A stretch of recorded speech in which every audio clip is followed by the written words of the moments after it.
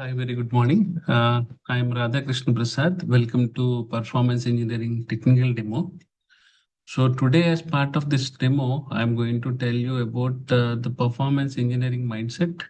So far, whatever you're doing with respect to your years of experience, something called traditional performance testing, I'm going to tell you, explain you the real performance problems, metrics, I mean, the detailed concept explanation, how a problem is going to happen, how you need to identify that, where are the different places that you need to check with respect to your architecture, then the symptoms that you're experiencing, how to take the help of metrics, what are the different types of metrics you have to follow, and what investigation steps that you need to do as part of identifying the performance bottlenecks, root causes, engineering solutions with fixes, and how to prevent it.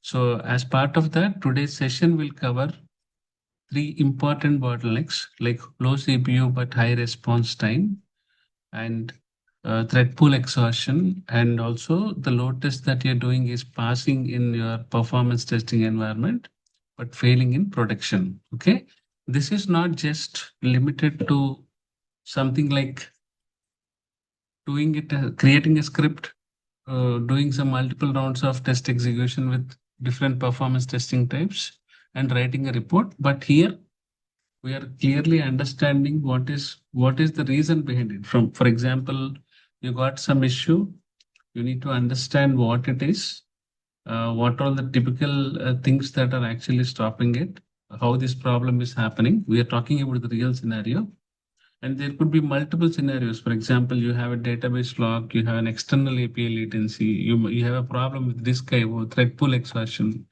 And I'll also tell you some real examples and we'll go ahead.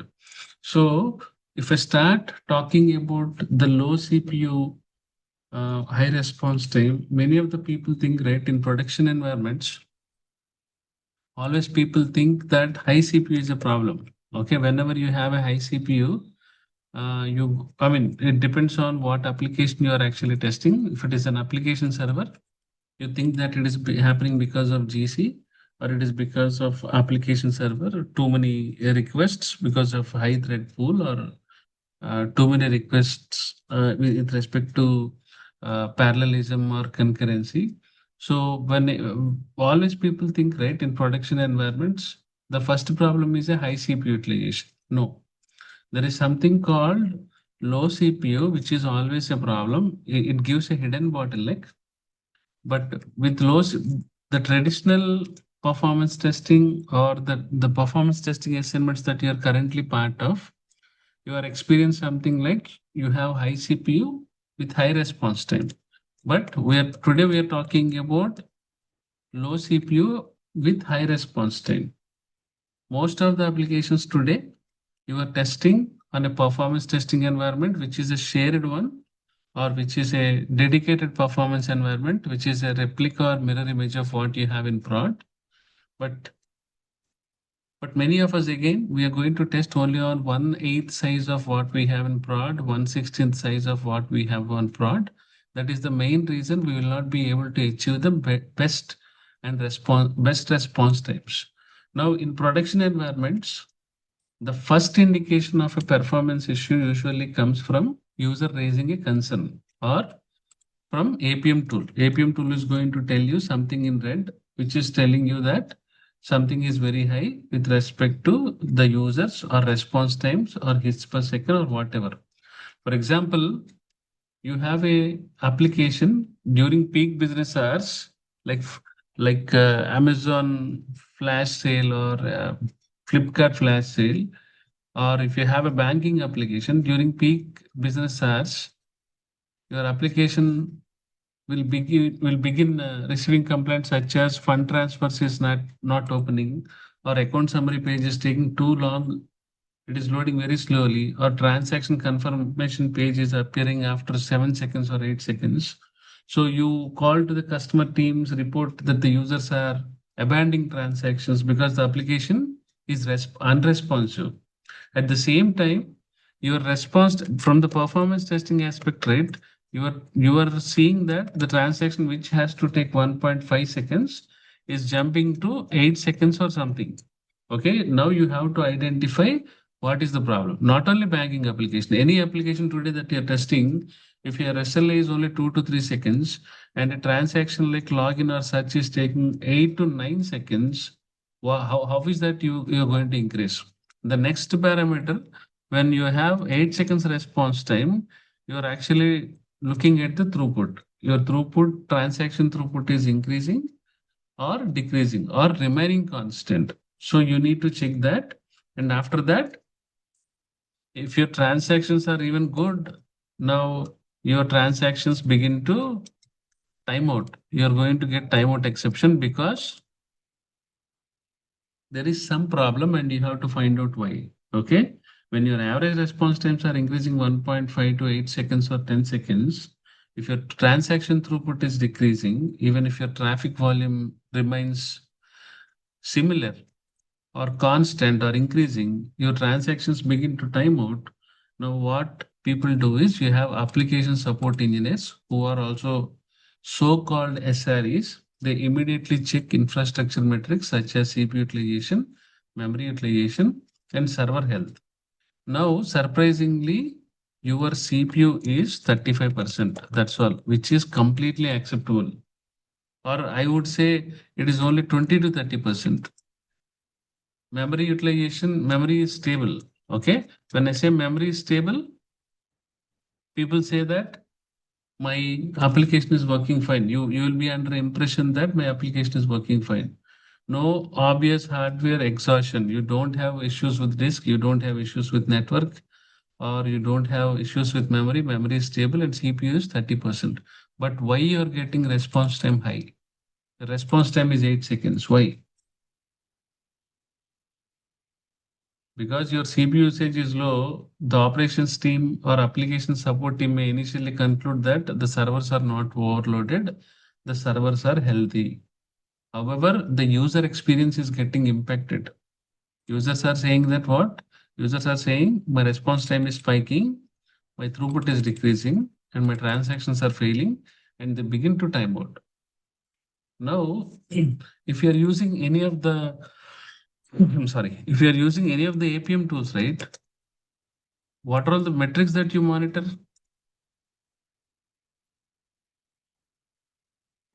There is always CPU, memory, disk, error okay. rate.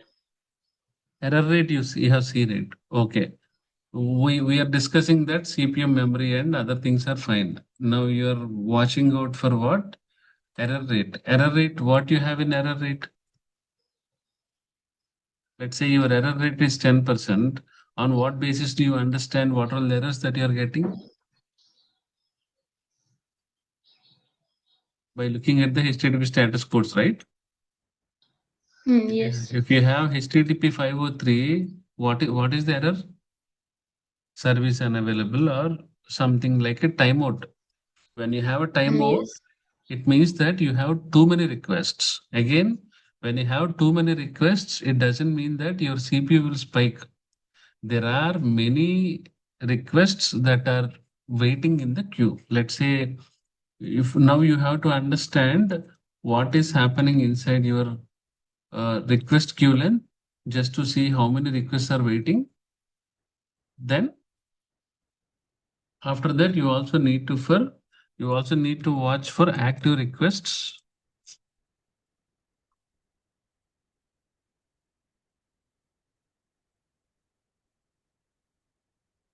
If you don't have a monitoring tool, my question is where do you monitor these active requests? Let's say request queue length is high, active requests are increasing. Now you're also seeing the response time. The response time is increasing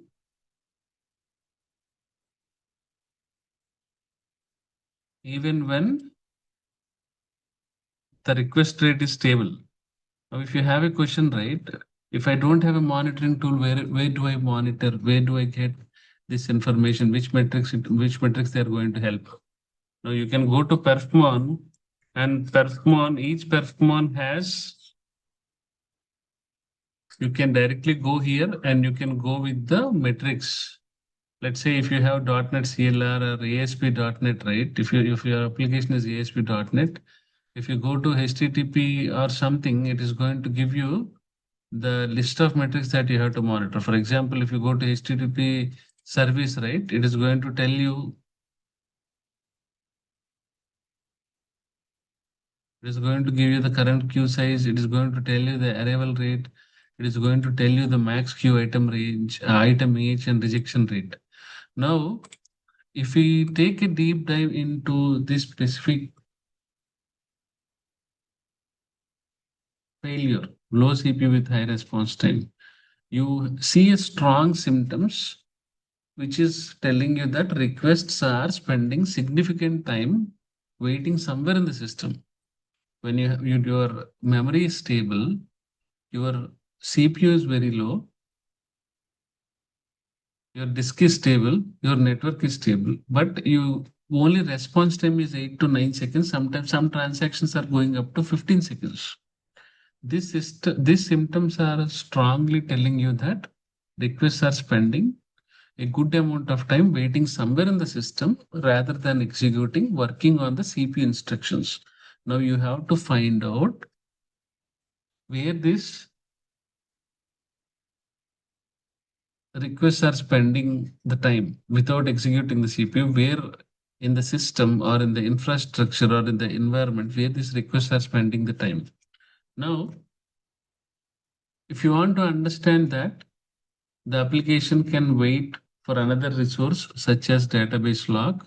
It can be waiting for something like disk IO operations, or it could be waiting something from the database call or an API, or it is calling something remotely from an external service.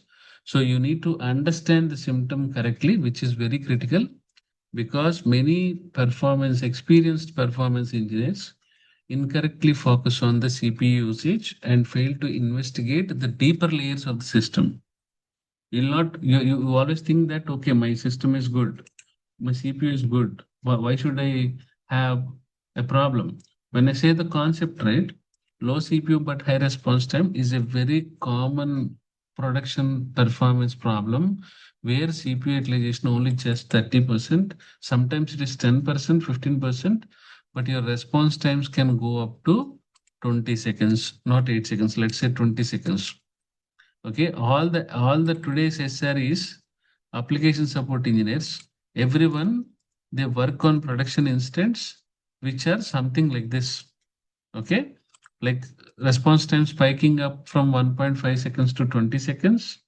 This will confuse many performance engineers, but many of us what we think is if the system is slow, CPU must be high. But what is happening here? You have a low CPU, but your response time is high, your application is very slow. Real systems, right? The application will always wait for something rather than CPU. That is the first point you have to remember. Application is waiting for something, it is not going to CPU. When it is not going to CPU, it is waiting for something in the system. Your request is waiting for something in the system on the application server or on the database server rather than directly going to the CPU, then your CPU will remain low. It will have less utilization. For example, what could be the reason? You have a database lock. It could be because of a database lock. You need to go to the database and understand why the database locks are happening. Or it could be because of one specific query which is actually making your request to wait because your SQL query is not getting processed or it is taking too much of time to fetch some 2000 rows. It is taking 17, 18 seconds of time. Now your request is waiting somewhere, or there is a dependency with an external API call where it has to do some transaction. It is going to some payment gate API gateway. Now it is calling some external API, right? When it is calling an external API call, it is waiting for the external API call to respond. It can wait there. Or if there is a thread pool exhaustion, right? I'll tell you what is thread pool. All the users are busy in taking all the threads. For example, if your thread pool limit on your application server is 100, You have 200 users. All the 100 users are now using your thread pool, which is 100. But now the users are 200. The remaining 100 will have to wait in the queue. You understood my point? You have thread pool 100 configured on the application server. Then you have what? 200 users, double the number of thread pool that is set. 100 users are already using the 100 count on the thread pool. The remaining 100 users will have to wait in the queue. Your CPU will remain low. It is 20% or 30% max, but your response time is increasing because the users are waiting in the queue. Also, there could be some problems with the disk where a specific user or a thread is waiting for a disk IO operation, where it is also spending on the waiting state, which is keeping your CPU utilization low.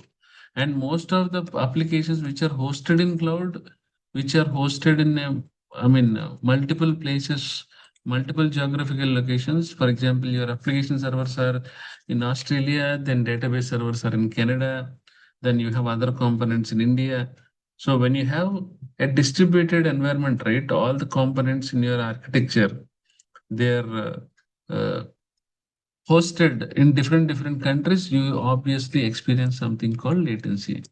Your request can go to the load balancer, load balancer to web server to application server, application to database server, and getting the response back. Anything can be slow.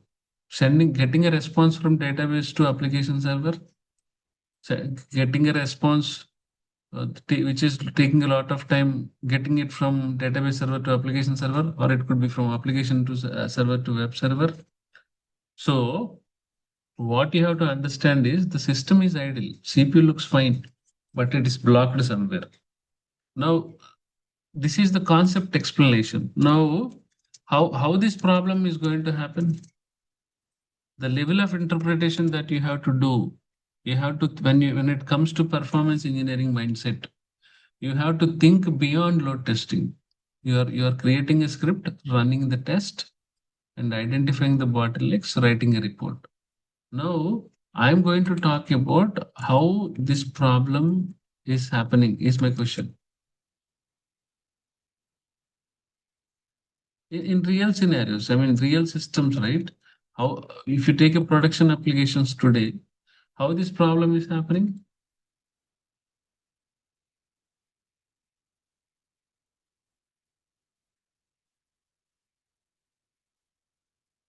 How do you think this problem is happening? I'm talking about a database lock, right? Here, when I say database lock,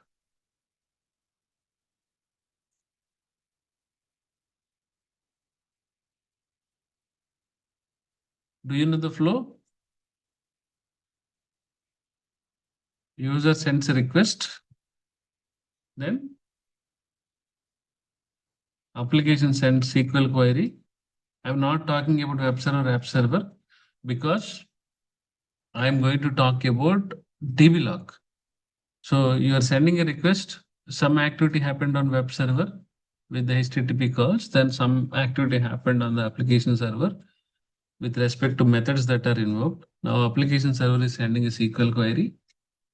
Now the query is waiting.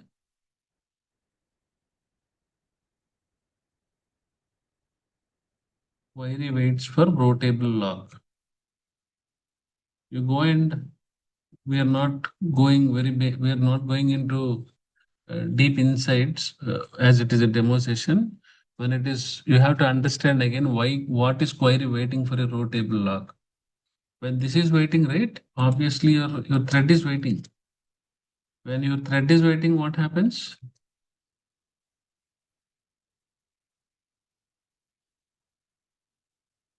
Response time will increase. This is what is happening. This is one cause. When you go and attend interviews, right? People can ask you what are the reasons for low CPU, and it is increasing the response time. This is one of the important incident, very important concept in real systems, in real production applications, right? This is something that you always experience. Okay, also talking about, this is one thing We are also talking about API latency. If I'm talking about API, right, I'm talking about API latency. When same thing, when a user sends a request, it goes to the web server. From web server, it is doing something on the external payment API. Your response time is actually up to 8 seconds or 9 seconds. It is simple, meaning is it is a problem with the API. API is going to take some 5 to 7 seconds because the application threads are waiting. Okay. But your CPU usage remains low. Again, it is 20%, 30%. Now, similarly, when you are talking about disk, right, disk is also the same pattern. So application, when you have application, right, which is reading large files or database blocks, if the disk latency is high, threads will wait. In order to understand, again, if you don't have a monitoring tool, right, in order to understand where it is spending a lot of time, you can go to task manager. Let's assume that this is your application server. You don't have monitoring tool. If you're going here, right, inside that you have a resource monitor. If you see, there is an application that I'm currently running inside disk, right? There is an application that is currently running called Zoom. Okay, our Zoom is where I'm actually giving you the sessions, right? If you see the Zoom or some, you should see Zoom, but I'm not able to find it. Let's say you have some disk activity with respect to perfmon or whatever. Now, if you see this one, right, perfmon.exe, each of the activity that is currently running has a process ID along with the file, reads per second, writes per second, total IO priority, and each of them has a response time here. If there is a latency, right, even if there is a latency, how you will understand the latency? You can go to the network, you can go to the network activity, you can go to the TCP connections. Now I'm telling you the class over Zoom, right? If you take the zoom.exe, which is currently running a TCP connection with the process ID, you can see the latency. If you see the latency in seconds here, let's say this is an application server or a database server, you are identifying the process that which you are actually testing. When you see the latency, right? If you have latency in seconds, it is a problem. So even when your disk latency is high, threads are waiting, your CPU usage will remain low. And similarly, you can also check the CPU. Same thing, Zoom has my application here, which is currently running, which is running with 304 threads, my CPU utilization 2.54. Also, when your application CPU is so high, let's say application CPU is so high, all the application server CPU utilization, whichever you're seeing, 55% or 65%, is not completely used by your application. First, you have to identify what is the percentage of utilization that is happening on my application server with my application process that is running on my application server, right? Your application server sometimes, not sometimes, 80% of the times it can be a shared application server. Your automation teams, your manual testing teams, or performance teams, or any other development team, sometimes they can they can deploy multiple versions of your source code on the same application server, and they can work from different environments. You may have different environments, but which are commonly pointing to the same application server. Let's say the functional team is testing with the V3 version. Performance team got V2 version, which is for now it is stable because functional team is working on V3 advanced version, one version ahead of what version the performance testing team is using because V3 version is not stable. But customer is with no time because of the time limits, time constraint. Customer is asking you to test with V2 version. Now V2 deployment was also source code deployment was there in your application server.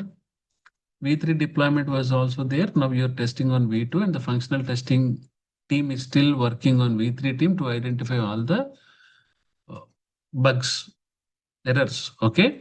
So when you have something like that, It means that you have two applications on the application server. Each of them has utilizations. For example, yours is something like task man. Yours is something like system. System is being accessed by functional team, performance team, and zoom.exe is another application accessed by functional team. So you have two applications hosted on the same application server. Now utilization is 2.36 plus 1.49, which is close to 4. So here, out of 4% CPU utilization, only 2% CPU utilization is being utilized by the application which is being tested by performance testing team. Okay, there could be many other external services, many other applications other than your application which you are testing can be the reason for CPU utilization on the application server. You always need to find out when it comes to CPU utilization, memory utilization, disk utilization, network utilization on your application server, you should see only the utilization that is happening because of your application process that is running on your application server. Okay. Now, when I say thread pool exhaustion, every time you see high response times, you cannot go and increase the application pool, the thread pool value. Like I told you, right? Your thread pool value is 100. Your users are thread pool value is 100.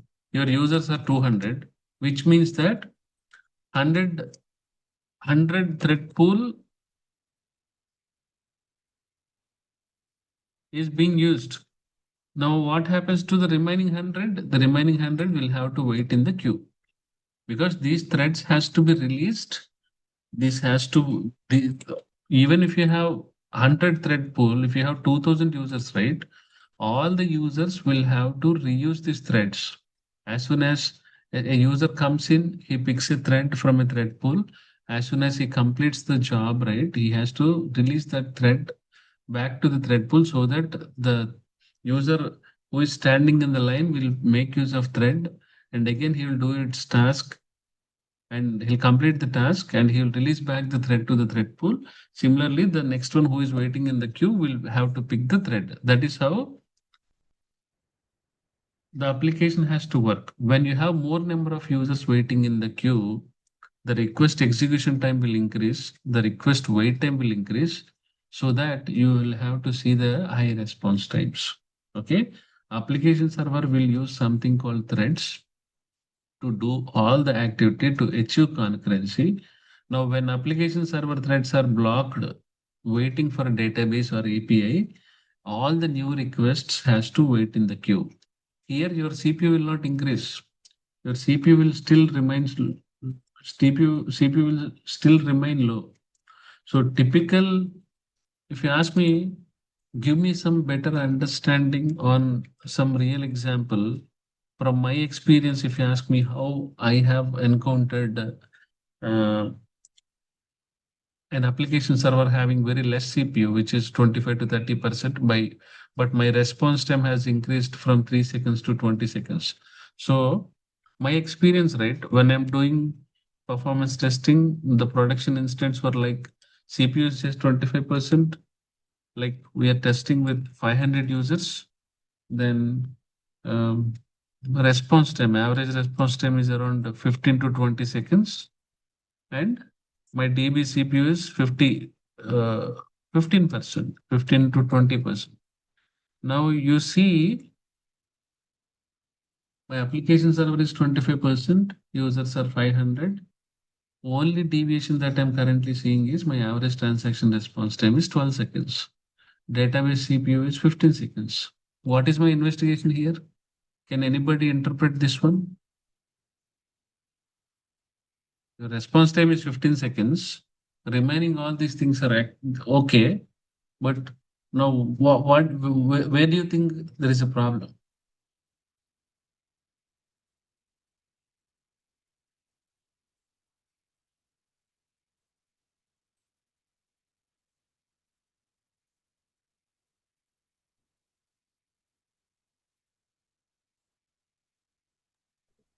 No idea? Disk IO could be a problem. Sorry, Disk IO could be a problem. this guy could be a problem. because CPU, everything is fine, and response time is on the higher side. If you're considering 15 seconds as high response time for general Okay. perception of 3 seconds. I'll see if my, I mean, this is the setup that I have done for my last application. I mean, for my last batch, this is the setup I have done.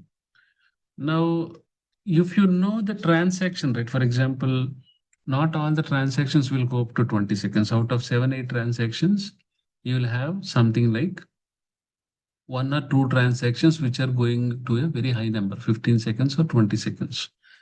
When I see all the, let's say this is my database, I have given 30 days because we ran a test.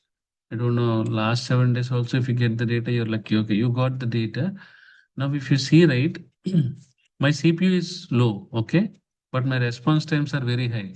Now, first thing what I do is, like I said, 20% of the bottlenecks happen from web layer, 25 to 30% of the bottlenecks happen from application layer, and the remaining 45 to 50% will happen directly from the database.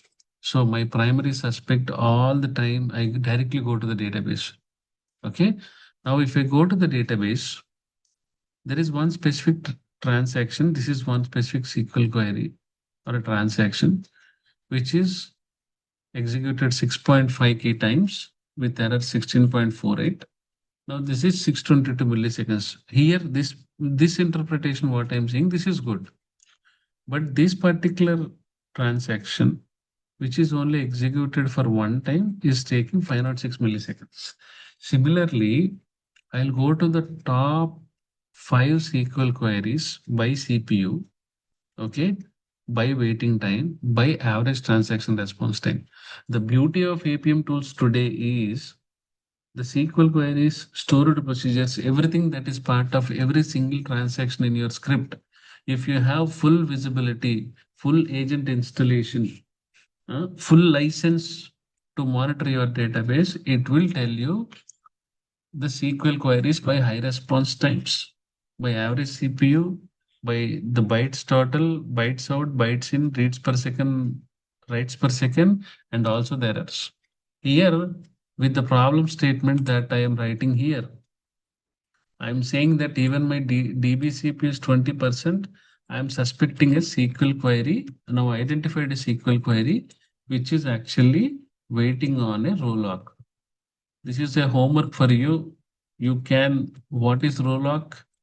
Waiting on a row lock, and for 10 seconds, what is it? You have to identify. In upcoming sessions, we're going to talk about all of that, but SQL query waiting on row lock for 10 seconds. Now, what symptoms you observed? This is the real example. Now, what symptoms you observed? When I'm talking about the symptoms, right? My symptoms are straight. I'm having high response time. That is the first point that I'm worried about. When you have high response times, now I have to find out which transactions. Again, when I say which transactions, now I have to go to my applications manually. I'm trying to access those particular transactions manually. I mean, you open the web page, you give the user ID and password, and you try to check if the application slowness is there from accessing the application manually from one page, or is it happening only when you do a load test. Now, obviously, you will have something called slow pages. There will be a slow page inside your transaction. Your CPU is not increasing. The load is increasing. When CPU is not increasing, right? This is a problem. When your load is increasing, it means that requests are increasing. TPS is increasing. Throughput has to increase, but your CPU still, it still remains slow. Why? Now I'll go to the request queue. When I go to request queue, right? Request queue is increasing. Then I'll see my thread pool utilization. When I say thread pool utilization, all the 100 inside thread pool are being utilized. In case if I still suspect something, I'll take a thread dump now. What my thread dump will tell me? Thread dump will tell me how many threads are blocked, on which resources they are blocked. Now, if I take an AWR report inside my database, right, Oracle, database weights, I'm going to check. If my database weights are increasing inside my Oracle AWR report, then the system will obviously be very slow, but server looks healthy. This will be a hidden performance bottleneck. Most of the times, right, you don't only looking at the metrics. In observability, there is a concept. What is that concept? Melt concept. Why observability gives us more insights on what went wrong, why it went wrong, what is that we have to do next. Why we do that in observability with AI ops? Because most of the performance engineers are now moving to observability, or most of the performance engineers who are working in performance testing were asked expertise in the areas of performance testing, performance engineering, APM tools, SRE roles, and also observability. As for till today, what you're doing is you're doing on it only monitoring. You have servers, you have dashboards readily available where APM consultants are preparing it. You're giving they're giving you a SaaS URL. You go to Dynatrace, you select the environment, you'll have three environments. You go to the performance testing environment, you go to hosts, you know the servers, and you click on it. It is going to tell you the metrics. But what happens in Melt? M is metrics, E is events, L is logs, and T is traces. So you are getting complete information on everything. But what we are doing is we are only monitoring metrics. Performance engineers monitor four layers. One is application metrics, right? Today, if you're doing a performance testing, you're monitoring application metrics, which is response time. Then what do you monitor?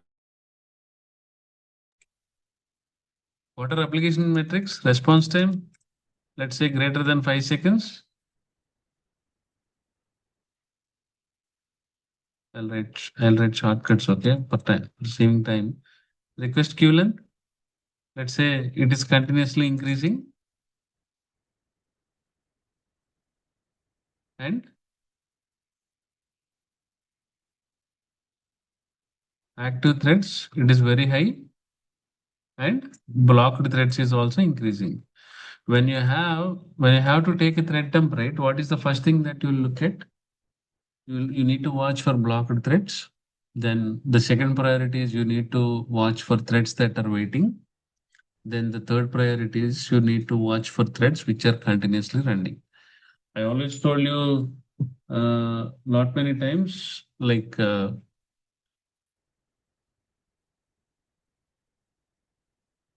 you see this thing, right? I mean, any monitoring tool you take, what you have to see is, even if you take a thread dump, what you have to see is the thread which is continuously running can be the reason for high CPU.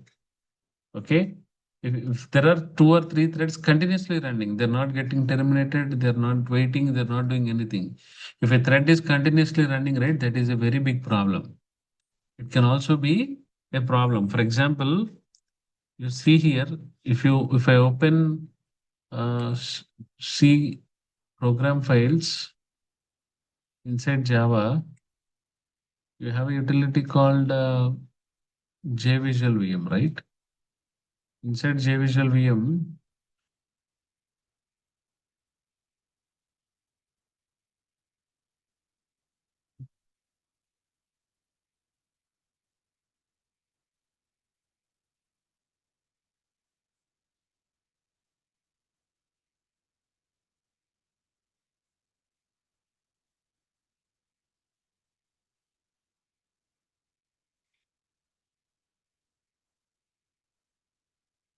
I open a command prompt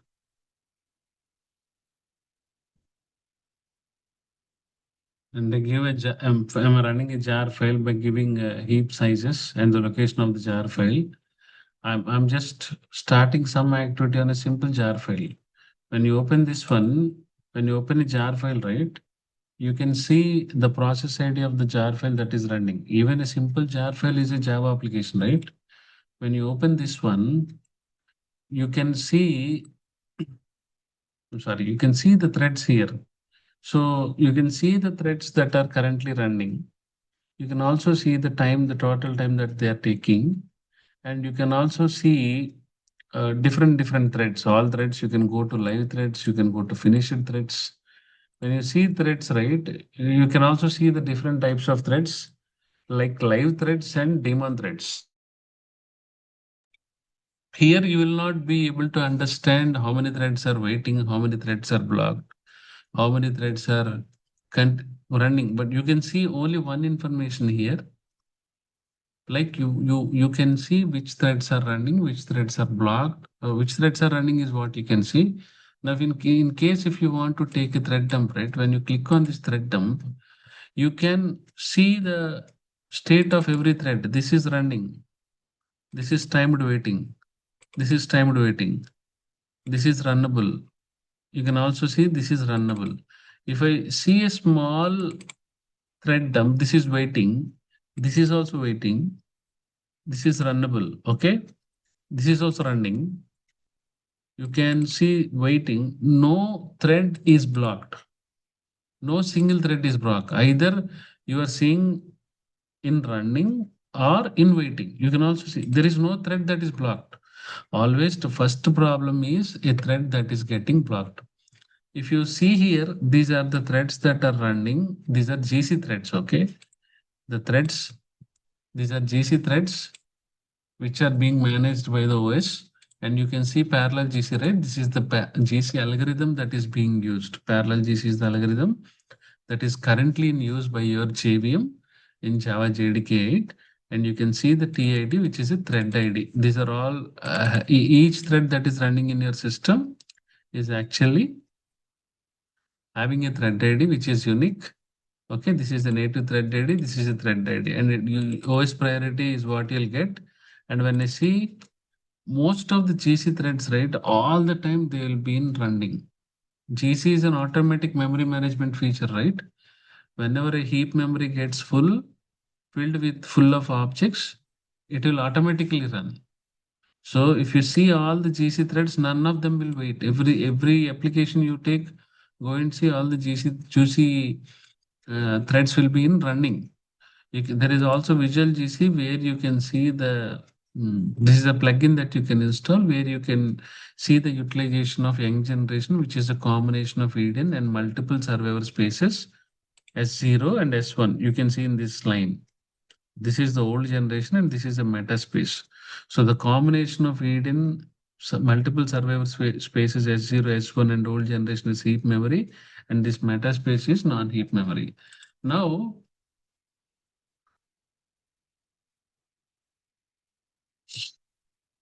okay, give me a second. Now you are going to blocked threads.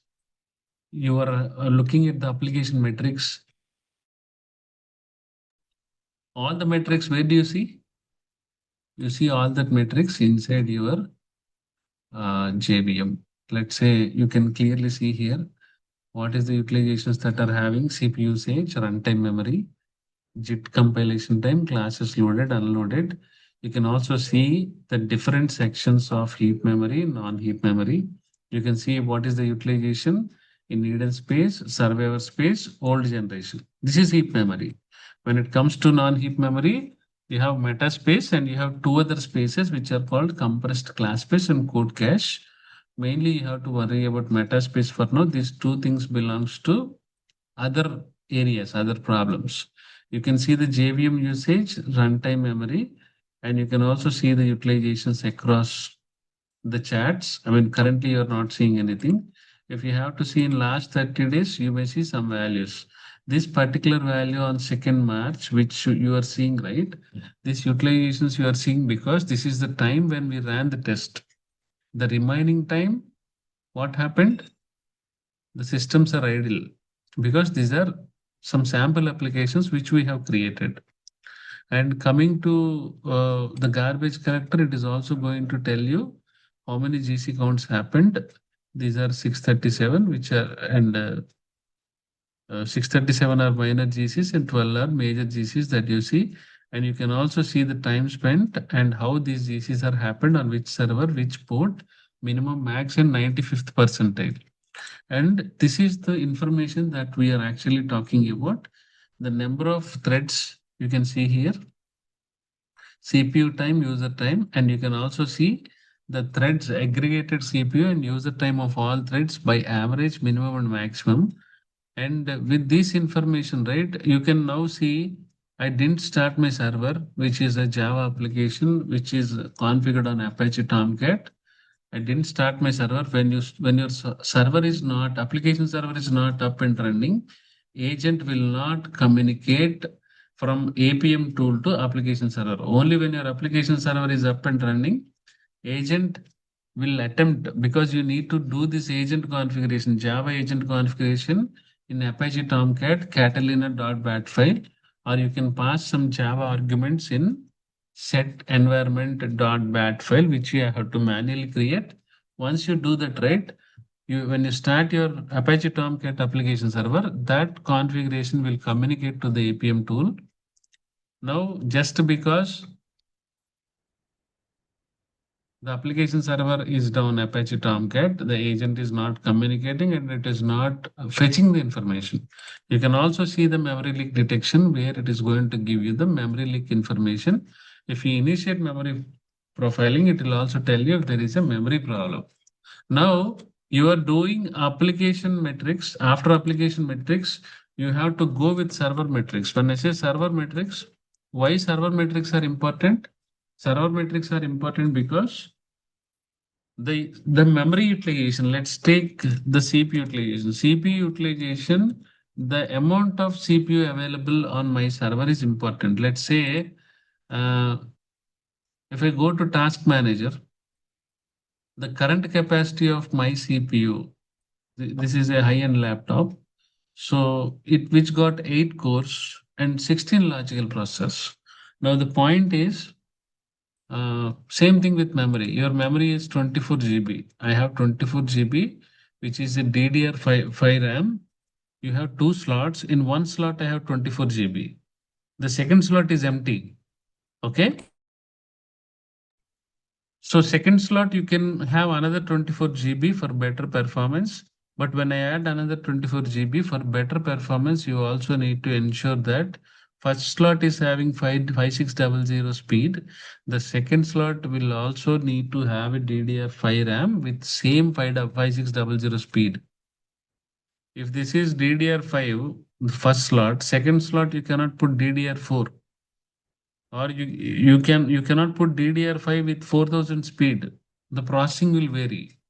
Okay. Now the level of interpretation as a performance engineer, what you have to do is the available amount of physical memory available. Physical memory is what? The amount of available physical memory is 24 GB. Now the question is, if you are installing a Java JVM here, if you are installing an application server like Apache Tomcat, Oracle WebLogic, or IBM WebSphere, you need to give the heap, right? What is the amount of heap you can define? Anybody?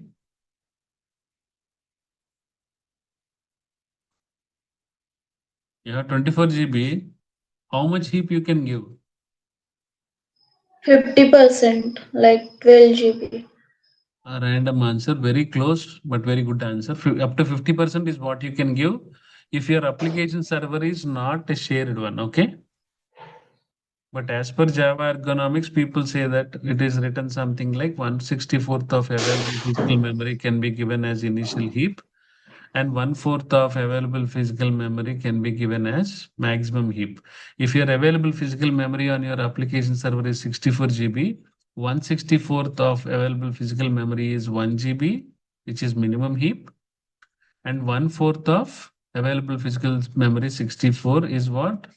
16 GB as a maximum heap. But as a best practice, if your application server is a dedicated application server, you can go up to 50%, which is 32 GB and 32 GB for initial and maximum heap. Now, when you go to CPU usage, you have to know the CPU used by the application server, the CPU used by the application itself. Same thing, memory. Memory utilization, memory used by your application, and memory used by your server. Same for disk I/O, network latency. And if your application server sits on Linux server, right? You have some commands like this stop, which will give you the processes that are taking high amount of CPU, high memory. VM stat, virtual memory statistics, IO stat, which will give you the disk statistics. And there is a SAR command, which is a system activity report, which will together give all the disk, CPU, memory, and network utilizations. Now, if you talk about the database metrics, right, you also need to watch for database metrics, which is a SQL execution time, lock weights, session weights. You have to take Oracle AWR and ASH ADDM, which will give you different insights. Not only that, I always investigate on what my threads are doing, so I'll have to go and see thread metrics. I told you, right? I'll watch for blocked threads. If my blocked threads are high, it will directly impact the CPU and response times. You can also see the waiting threads, and you can see the utilization of thread pool usage. Now, as a performance engineer, we are talking about all these things. Now tell me, how do you investigate? The investigation mechanism is the crucial part. First, you are checking response time. Okay, for example, your response time is 8 seconds. Now, the second one is you are checking the CPU. What's happening to CPU? CPU is only 40%, which is very less. CPU is 40%, which is very less. Now, third one is what you have to do. When you understand CPU, right? CPU is actually the total time that it takes for processing as well as waiting. When I say CPU, CPU is equal to processing time plus waiting time. When you have waiting time, it means that it is not processing. If your waiting time is high, the CPU will not process. If your waiting time is less, the CPU will process. So when you say that your CPU is less than 40%, system is not CPU bound. Now you have to compare what? You have to find out wait, wait versus CPU time. You need to find out where your CPU is actually the problem. Example, CPU time is 50 milliseconds, wait time is 4500 milliseconds. What is the meaning? It is actually system is spending 90% of the waiting. Okay, your wait time is, let's say, 4.5 seconds, but whereas CPU is 0.5 seconds. Now you are within the acceptable limits. Why? Because it is spending most of the time, system is spending 90% of its time in waiting. Now directly go to the database, suspect database, check DB wait events. When I say DB wait events, right? You have to go to top wait event. For that, if you ask me how to identify, how to find out this DB wait events, there are methods depending upon the type of database server that you're using. If you are luckily using Oracle database, you can take AWR report. Inside that, you have top wait event, and it will simply show you if there is a row lock contention. It will show you the time waiting event. I mean wait event, top wait event. Now, last thing, like I said, I'm going to check thread terms to find out if there are any threads that are blocking. If there are threads that are blocking, continuously blocked on database connection or blocked on something else, this is the simple investigation you have to do. When you have all the symptoms, again, identify, if you have to do the real performance engineering, identify the slow transaction, first one. Then, after identifying the slow transaction, what you will do?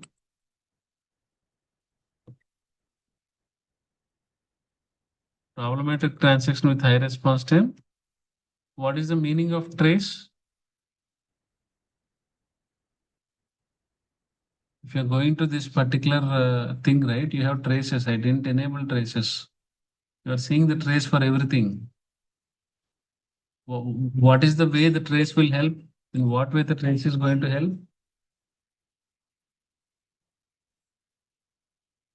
By looking at this information, you can tell me what is that a trace is doing here.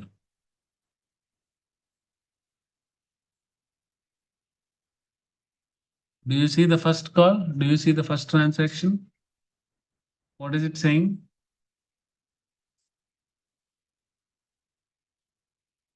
You're able to see my screen? Yes.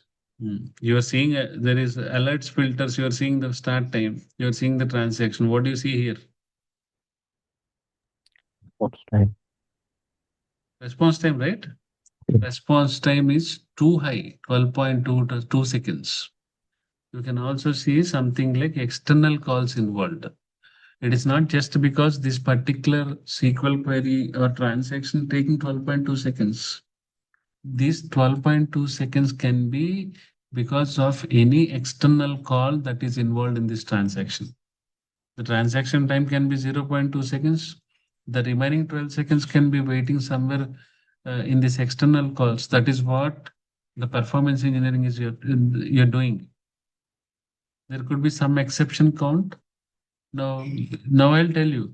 You see the SQL time, right? The SQL, I don't see a problem with SQL query because my SQL time is only just 50 milliseconds. Average response time is 11 seconds. My interpretation here is I don't see a problem with SQL here. I don't see exceptions. Now, my primary suspect is the external call. There is one external call where my request is spending so much of waiting time on that. No problem with the DB call. So this is, for example, here it is 11 seconds. SQL time is 11 seconds. Let's go that way. If you're, what's this one? If your call is APM call is sorry, DB call time is 11 seconds. Now what my inside my trace, I found out that DB call is 7 seconds or DB call is 11 seconds out of 12 seconds. Inside this one, right? Now I'll go with check SQL. I'll check the SQL. I'll see the execution time. If my execution time is again 7 seconds here, then I'll go to the wait events. I'll see the blocking session. I'll find out the blocking transaction and I'll go one by one. Is it a problem with the database lock, which means the transaction's holding locks for a long time? Or if it is a slow SQL query, execution time is high, I'm going to check for full table scan. When a full table scan will happen? A full table scan will happen only when you don't have appropriate indexes on the SQL queries. If you have an index that is properly set on a SQL query, the execution of that SQL query will be much more faster. And if there is a missing index or a problem or a problem with index of a SQL query, and if that SQL query is dealing with a large table, it has to do a full table scan. When you have a full table scan on a specific SQL query, for example, a large table which has to fetch lots and lots of data, then SQL execution time will automatically increase. You understand? I'm talking about also the external calls. I have to go with some of the more other information. Let's say when I say external call, it could be some external API where it is giving you high latency. For that, I have to look at the latency metrics. When I say external API latency in a e-commerce application, when I say external API, most of the APIs will work on something like payment gateway, or you have a search API, you have a login API.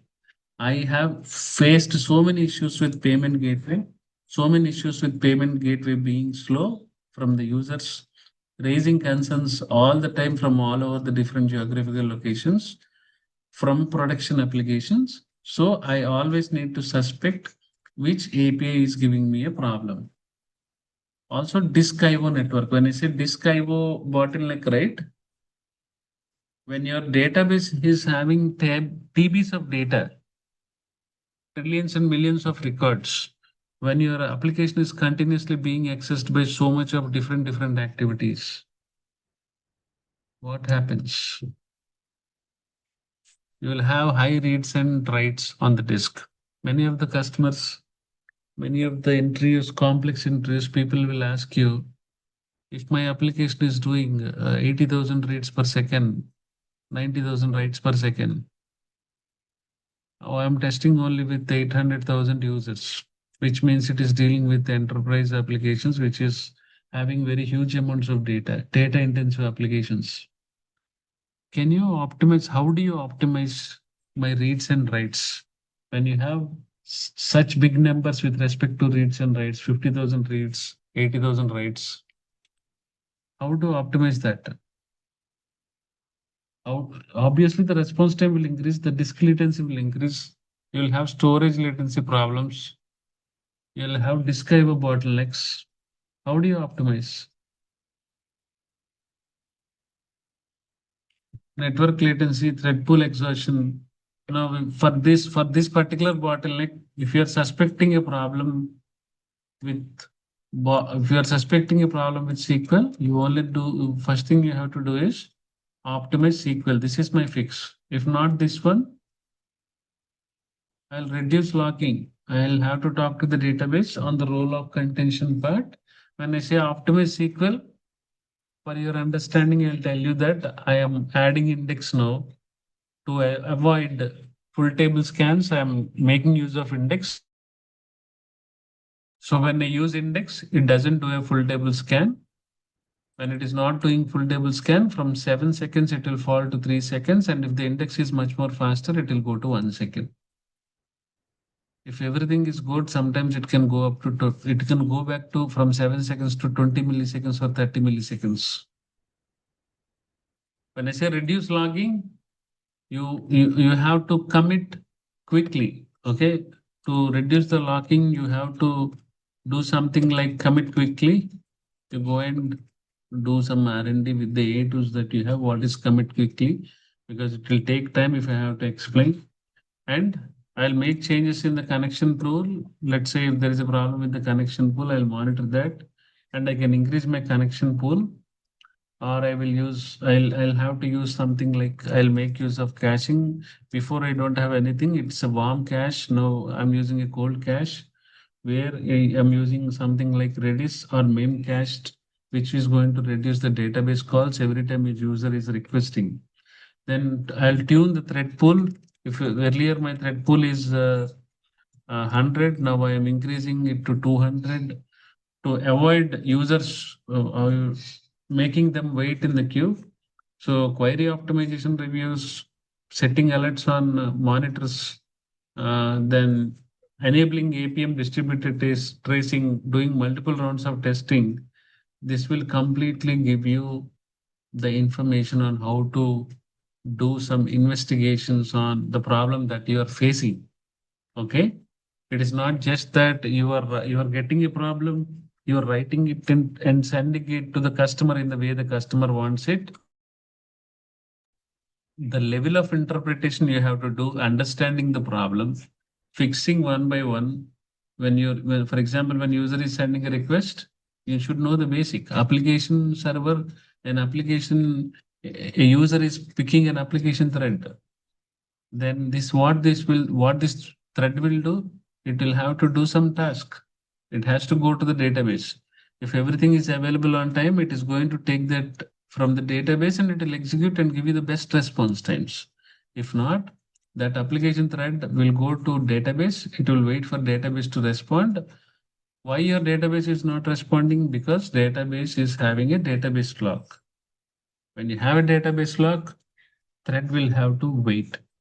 When the thread is waiting, CPU is spending on waiting time, not on processing time. That is why the reason CPU will remain low. You understand? Low CPU but high response time usually indicates the system is waiting on external resources. Understand this point? I have shown you one example. If you go to site 24/7, inside this one, 12.2 seconds response time of this particular transaction, or 11.1 second response time on this particular transaction, with 73 and 78 external calls, they don't have any problem with SQL execution time. 50 milliseconds and 15 milliseconds is not at all a time. No problem with the database. It is spending time on the external calls. It could be because of some API that is doing some good work. Low CPU but high response time means it is directly saying, my experience I'm telling you, system is waiting on external resources. It could be database logs, it could be slow queries, it could be network latencies, or it could be blocked threads. Instead of executing everything on the CPU, it is spending waiting time. You understand? Now, if I have to talk about a thread pool, okay, we are done with low CPU. What is thread pool? What are the basics you understand? I'll show you transactions here, or I'll go to JVM here. What is the meaning of thread pool? Similarly, you can go to New Relic. If you go here, right, when you go to JVM, what is thread pool? What is a thread pool, first of all?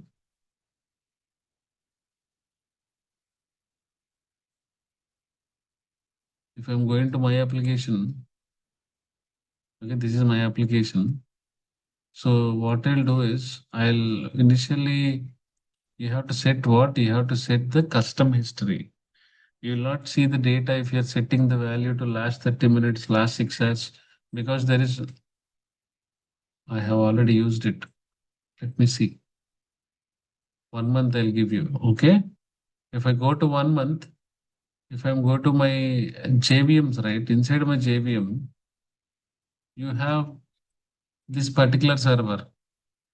I don't think so. This will give you, see, these are all the metrics. If you go to threads, again, it is going to give you the thread pool.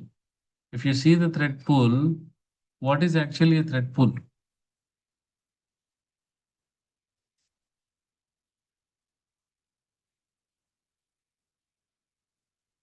Every time a user is coming, is taking a thread by an application server to process the request, right? Instead of creating a new thread every time for every request, which is very expensive, the application uses pre-created threads from the pool. For example, application thread is equal to application pool equal to 10. Your users are 100. All the 100 users are using the same threads and they're reusing them. So the problem here is if a user comes, picks a thread, doing his work, releasing the thread back to the thread pool, and again doing his job, that is the expected behavior. But whereas a user picking a thread, okay, user picking a thread, doing his job, completing the task, and not releasing the thread back to the thread pool will create a problem. So example, you are sending a request, it goes to the web server, it goes to the thread pool, a thread is picked, business logic is executed, it goes to the database, and you will get the response. You know what is the, if you're using, this is iNet Manager, which is a .NET IAS application.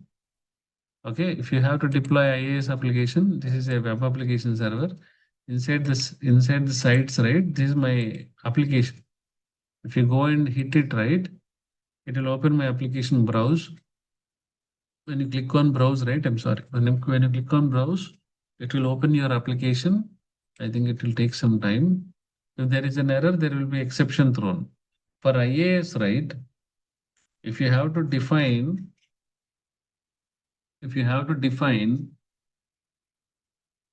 thread pool, what is the maximum number of threads that you can give?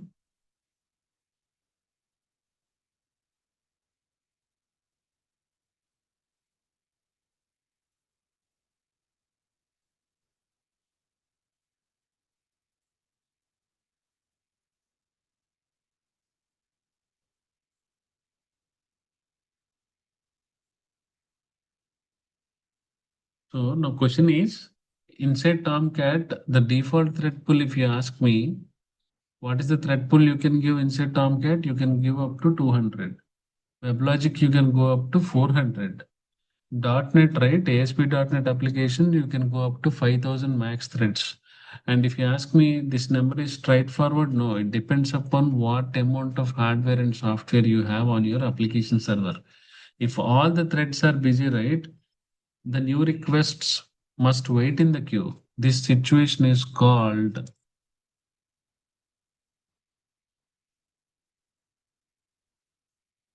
thread pool exhaustion. Okay, when your available threads are zero, the request in the queue will increase, the response time will increase, and the throughput will drop. Okay. So typical workflow, how a thread pool will work. Okay. User request, when a user sends a request, right? The application thread will be assigned to that user. When you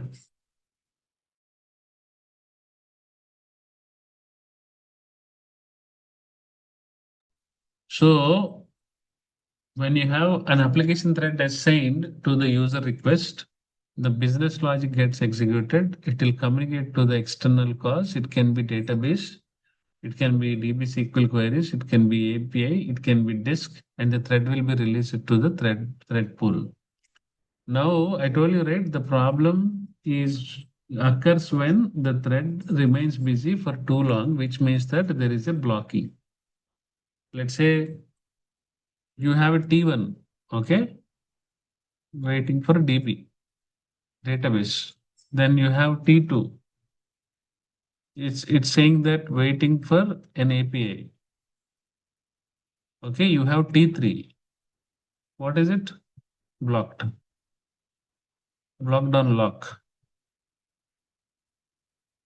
Now the response time will increase. It can be T4 is a slow query, or T5 is something like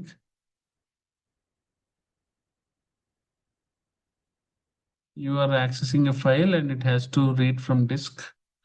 It is a file IO. Now, if your thread pool is 200, all the 200 are busy, all the new other requests will wait. When there is a waiting, obviously, it is obvious that response time is increasing. If you ask me, a very simple scenario from the real-time production application to make you understand, I tested one very big application, e-commerce application. Okay. When I tested that application, right, the problem I experienced, I tested with 1,000 users load, and my thread pool usage was around 80. Okay. My response time is 400 milliseconds, and I said that everything is fast. But when I did this for a Black Friday readiness testing, I only tested with 1,000 users. I have seen something like 5,000 users load. When I have seen 5,000 users load, all my thread pool, whichever the value that was there, 200 was utilized. 200 was completely used. And inside that, I have seen in the request queue length, I have seen request queued is around up to 2,000 or 1,500, I don't remember. And I have seen the response time spiking up to 35 seconds. So this is the problem. I told you, right? The previous one, the CPU is only 25%. This will confuse many engineers. You have thread pool completely busy. You have users increasing. Users are waiting in the queue, but your CPU is still 25-30%. Because the problem is threads, not CPU. You have to understand the simple logic.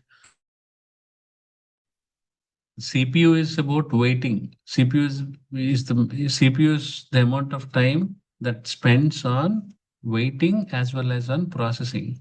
When you have everything in waiting, it will not spend time on processing. It will also be in waiting.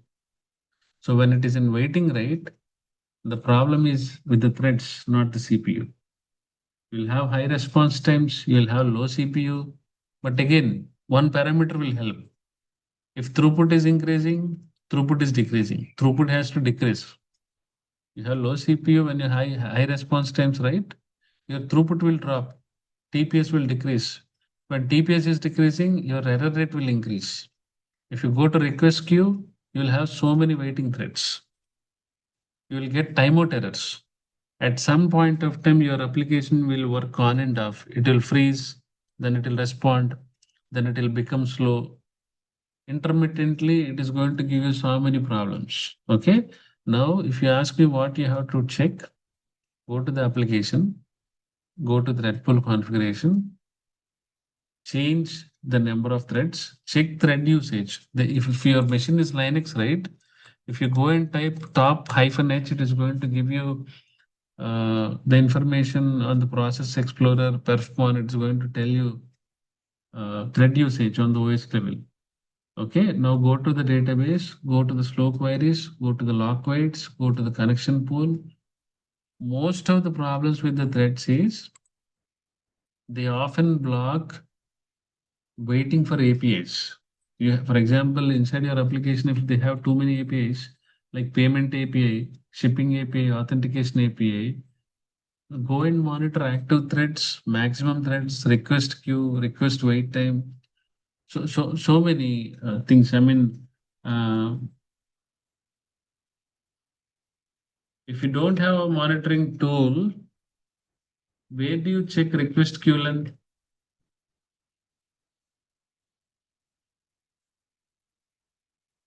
You don't have a monitoring tool. You still want to check uh, this thing. Where do you monitor?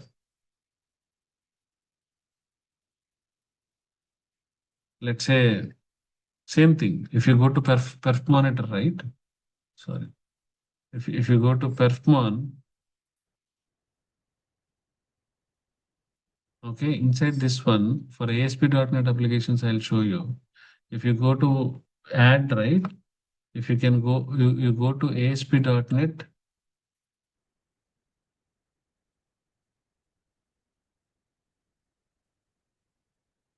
Inside ASP.NET, request execution time, request wait time. Do you see? Do you see this matrix? This is request execution time. This is request wait time. And you can also see requests queued. This information will give you the complete insights of where is the problem. You can see the thread count. You can see the thread states. You can see the blocked threads. And if there is a problem with thread pool exhaustion, go to tools like Neuralink, Datalog, Datadog, and other APM like Site 24/7. And when you go here, right, you should be able to see something like thread breakdown. This license is over. Inside a thread breakdown, you will get the complete information of what is happening with your threads. Not only that, if you go to any application server, it should give you the complete information of what is happening with your threads. Okay. Now, the last 10 minutes of the session, why your load testing is failing. The load test is always passed, right?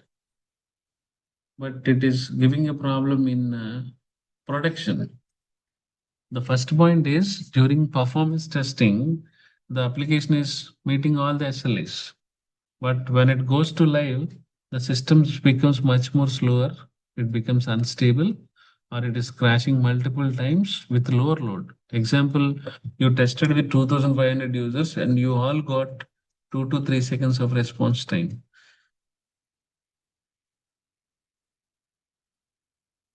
Now the users started raising complaints. We have reached only 1,100 users, but response times are 8 seconds and 9 seconds. Why?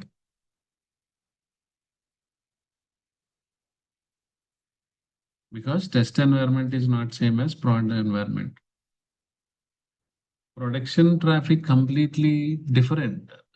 So load testing, right? You are going to test with constant load, uniform users. You have a predictable behavior. Ramp up, ramp down is different. But whereas production, right, you will have a burst traffic. When I say burst traffic, right, all of a sudden 1,000 users will come. You don't know which user is doing what. Uneven load distribution will happen. You have peak hour spikes. Load test, what you're going to do, 100 users for every 5 seconds.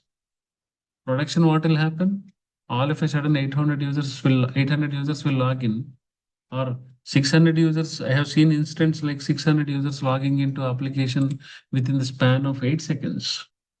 And when I say test data, right, the amount of test data that you use is very, very small.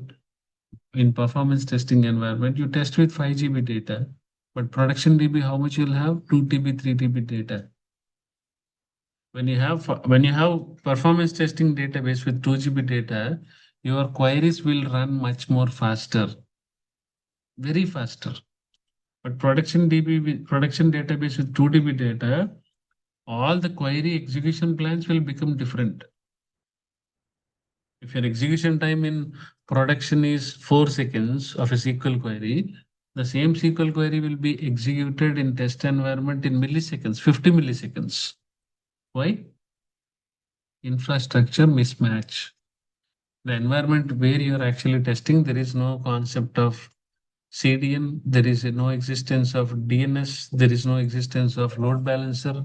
If your application server is, if your production environment is having software load balancer, hardware load balancer, load balancing algorithms that are configured, you will not have the same thing on performance testing environment. Let's say you have 4 application servers in performance testing environment, whereas you have 16 environments, 16 application servers in production. So you are testing with 1/4 size of what you have in prod, right? So your DB servers will be small. You are testing it on a local network. You're not testing it on a multi-zone network. There will be so many integrations that will be missing. For example, you have a payment gateway. If you don't mock it right, if you don't mock the service, you'll have faster response times. There could be an email service. For every activity, it triggers an email in production. Your email service is disabled in performance testing environment. There is a concept of stub, okay, where you can mock so many things. But in production, you have a real payment gateway, you have a fraud detection API, you have analytics services. Each of the new feature that you have in production will add latency, which you don't see in performance environment. And also, apart from test data, right, the most important parameter testing between doing comparison between performance testing environment and production environment, uh, the caching. Production starts with cold cache. You know what is cold cache? It will make use of Redis. It will hit the DB and you'll get the slow response time. If you don't make use of the cache, right, every time it has to go to the database and it will gives you the slow response. But when you're using something like Redis, right, it doesn't go to database unnecessarily and increase the response time. So making use of cache behavior difference is one of the most important factor that you have to consider while publishing the result.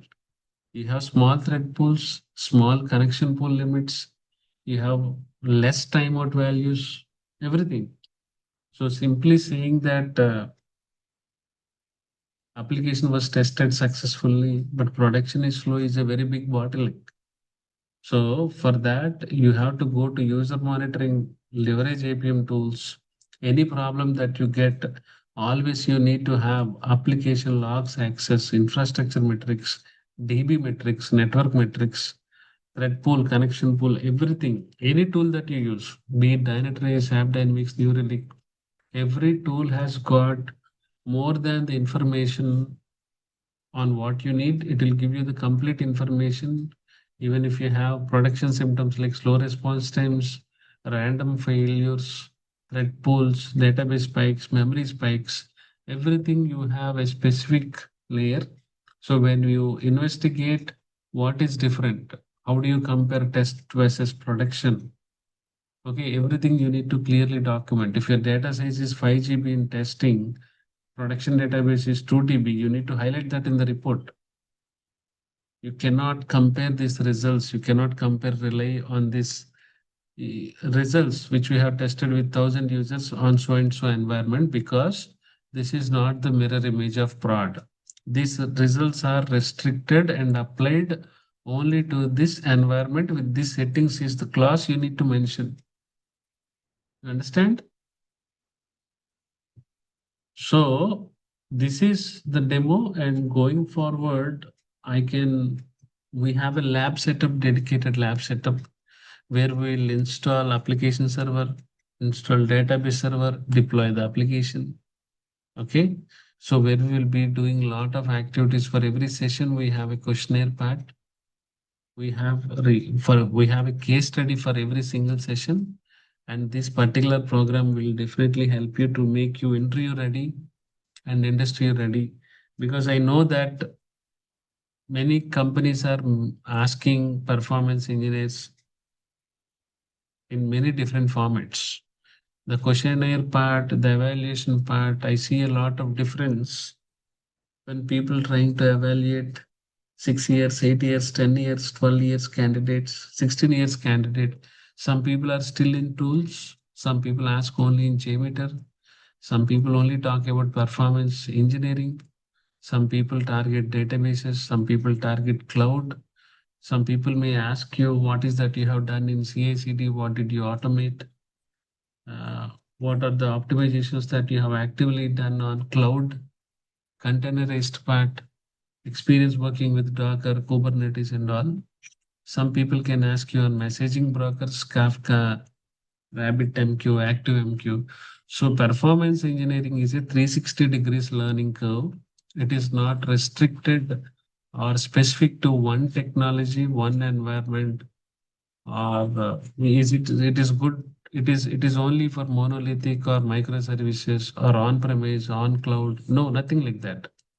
Performance engineering is a iterative process, and developing that performance engineering mindset, evaluating, assessing every single stack, single entity, single component, be it external or internal, bringing it up to the desired performance is what we have to do as a performance engineer. Okay. So going forward, we'll be discussing so many other things.